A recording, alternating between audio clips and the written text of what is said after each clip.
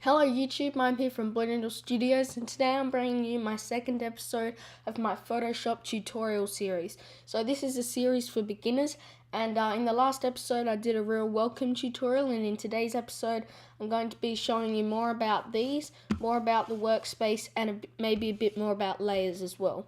So I'm going to be showing you layers in this document since I've already got heaps of layers. And we'll get to that later, so organizing, putting into folders, renaming. But firstly, I just want to come into this blank document. So what I really want to show you is some of the drop-down menus. So anything that has an arrow, this is just the one thing that I didn't touch on last episode. Anything that has an arrow down the bottom here, if you click and hold, then you can change it. And so there's like, you can crop or you can slice, you can change the paintbrush to like pencils. So there's heaps of stuff you can do. Probably the most useful switch tool is the magic eraser tool, which you can use to basically delete certain colors, and you can change the tolerance of those colors.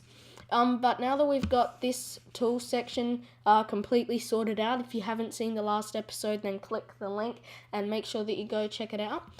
So now I'm just going to continue with these menus up here. So we went through the file menu. It's very similar to all other applications. In the edit menu here, we have things like copy, paste, undo, go forwards. We also have fill, so you can fill in an object. You can do that with content aware, which is a feature where it fills in an area based on other areas to try and make it look natural. I'll talk more about that later. You've also got free transform, which is very handy. I really want to spend a bit of time on this. So what I'm going to do is just create a little rectangle here. I know that I'm going a bit quickly, but I just really want to show you the free transform tool. So what we can do is either press Command T on our keyboard or go edit and then free transform. Now, where is this? We'll go free transform here, and then this will come up, and then we can change the size. There aren't really any other easy ways to change the size, so pressing Command T is the best. You can use these dials here. You can come on the corners, and if you hold Shift on the corners, then it will stay in that proportion. And also, if you click and drag anywhere apart from these arrows and inside the square, you can rotate the object as well. We also have some, and you can move it around, of course, also. And then this is basically the center of the rotation. So if we rotate it normally, it will pivot around the center of the object. If we put this over here, then it's going to pivot around that circle. So you can see that it really changes our rotation. So usually that will always be for default in the center, but you can change that for certain reasons. Now here we've got some controls for this. We can change the position, we can change the scale. So if we wanted to make it 100%, then we can make it bigger like that. And you can have these linked or not linked. It doesn't matter. It just depends what you want. Then you can also change the rotation. So if we wanted this just at plain 90 degrees, then we can do that. So there's lots of things you can do with this. Then we can either press cancel or the tick, and that will apply our transformation. So now I'm just going to press V to go back into the move tool. So that's the free transform tool, which, as I said, is super handy. Then we've got a few more advanced things here that I'm going to be going into later. I've got mountain lines, so I've got a dictation option there. Adjustments you're going to use a fair bit if you're doing photo color grading. It's the same things as in here, but you may not have that panel open, so you may need to come into the image and then adjustments menu. So make sure that you do remember this. Then image size is when you can change the size of this, except it will stretch it. So everything will get bigger. Canvas size is when you increase the canvas so that there's more free space.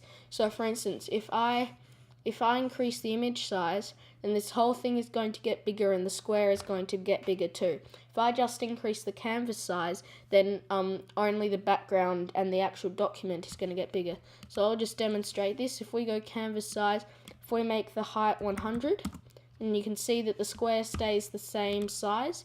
Then if we come into the image size, and this is linked, if we make this 1000, then the square and everything will get smaller.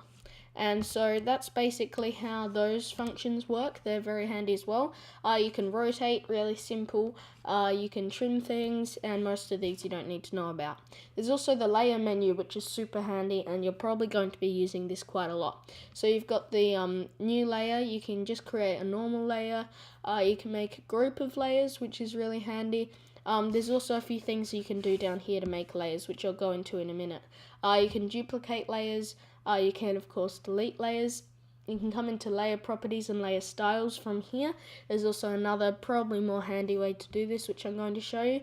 You can make fill layer, adjustment layers. Adjustment layers work in the way that, say if you have two photos which are stitched together, if you put adjustments on one of those photos, so it's linked in with that photo, then it's not going to apply to the other one. So you make an adjustment layer which will apply to both of the photos. Okay, and then we've got layer masks, and all of these are a bit complicated. We have got merge. So for instance, I use this sometimes if you have a bunch of circles, for instance, that you've used to make a cloud, then you can merge those together so that it's as one shape. So then in select, this is all really fairly basic. You can select all, you can deselect things, and you can select by color range, which is a really handy option for green screening or other things. So I'm going to be going into that. I'll probably do a whole special video on color range. And then in here we've got filter. This is probably what most newbies to Photoshop play around with most. A lot of these aren't very tasteful, but a lot of them are very good as well. So artistic blur can be really handy. Sometimes noise can be good. Render can be really nice. Video you might use a bit sometimes, but really you don't need to use filters as much as you might think. So then in analysis, we don't really need to worry about this, even I don't use it much. Then we've got our 3D menu. I'm probably going to do 3 or so videos on 3D. There's a lot you can do with it, but we definitely don't really need to touch on this at the moment. And then you've got your view, so you can change all sorts of things in here. Most of it is just logical and self-explanatory. Guides are the little blue lines. So in here, these are guides. All of these little blue lines. So if we went into view and then we said clear guides, then these are all going to go. We can also see these rulers here. If we go view and then rulers, or if we press Command R, then these rulers are going to either show or hide. Then we've also got show. We can do all sorts of things, but I reckon that guides and rulers are the things that you're going to want to use the most. Then there's of course zoom in, zoom out, fit on screen, actual print pixels, and print size. And then there's the window. So this is really quite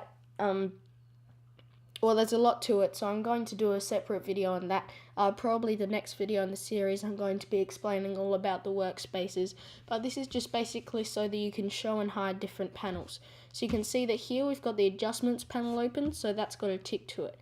If we wanted to open something, for example, if we wanted to open the brush panel, we could press that, and then the brush panel will open up. So, and then you can move these around, but I'm not going to go into that because I'll be doing that in a separate episode. So make sure that you click the link below if you want to see that, and there'll be another link at the end of this episode. So now that we've got these menus sorted, I'm just going to go into some of the layer things that you need to know and a bit about organizing layers. So here we've got 2 layers, and here we've got a lot of layers. So the way that you organize layers is that you can create folders and you can also rename them. So if you want to rename a layer, you can either click on it, right hand click and go layer properties and then give it a new name, or you can just double click right in the text area and then you can rename it. So I'm just going to keep it the way it was for now, but you can rename it however you want. Now there's also a few different things here. You can collapse these effects, and these are layer styles. So if we come here, this one we can show and hide it to figure out which one it is. So this is this country over here. So if we turn the drop shadow off, you can see that the shadow goes. So this is basically just showing and hiding the different effects that I've used as layer styles. We can also put a stroke on or do whatever we want. So we can collapse this. If we wanted, we could click on the first one, then hold shift and click on the last one and then collapse. Hang on. Okay, no, you can't collapse all of them at the same time. You have to collapse them one by one. So there's no way to collapse multiple layers at the same time. You just need to press this arrow for all of the ones that you want to change. And so, growing on that show and hide feature, you can show and hide any layer just by pressing this eye icon here. So you can just turn it on and off. It doesn't delete the layer, but it does hide it from your view. You can also from here change the opacity, so I can make it half opacity. You can put in the text box, you can put it into the text box, or you can click the arrow and just use this slider here.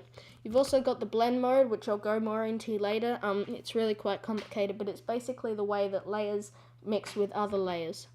And so then you also have fill. Now the difference between fill and opacity is that fill will get rid of the middle shape, but it will keep the layer styles. So if you've got a square, in fact here, I'll show you here. So this is a little complicated, but I'm just going to come into layer styles and add an outer glow. So now we've got a square and a glow. If we turn down the opacity, everything goes. But if we turn down the fill, then the square goes, but the drop shadow stays, or the outer glow. So if you have an outline, we can just come in here and experiment with all sorts of things. If we add a stroke, if we make this a light red, then we can see this and we can see the outer glow. So we may just want this just a little bit transparent, and we may want the outer glow and everything full. So that's how you can really change things with layers. So at the moment I've just shown you how to rename. You can also delete by pressing this trash can icon, and this will delete our layer, and it can ask you if you really want to delete it.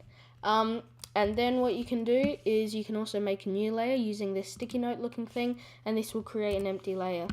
Then there's a few more complicated things here. This is basically just for the layer styles, this is for photo adjustments, and this is for creating a mask, which I will go into more later. So if we come back into here, because this is a more advanced document, I'm going to come into the folder icon and press this, and this will create a new folder. So I'm going to call this the globe. So this is going to be all of the objects related with the Earth. Now this looks like it, this.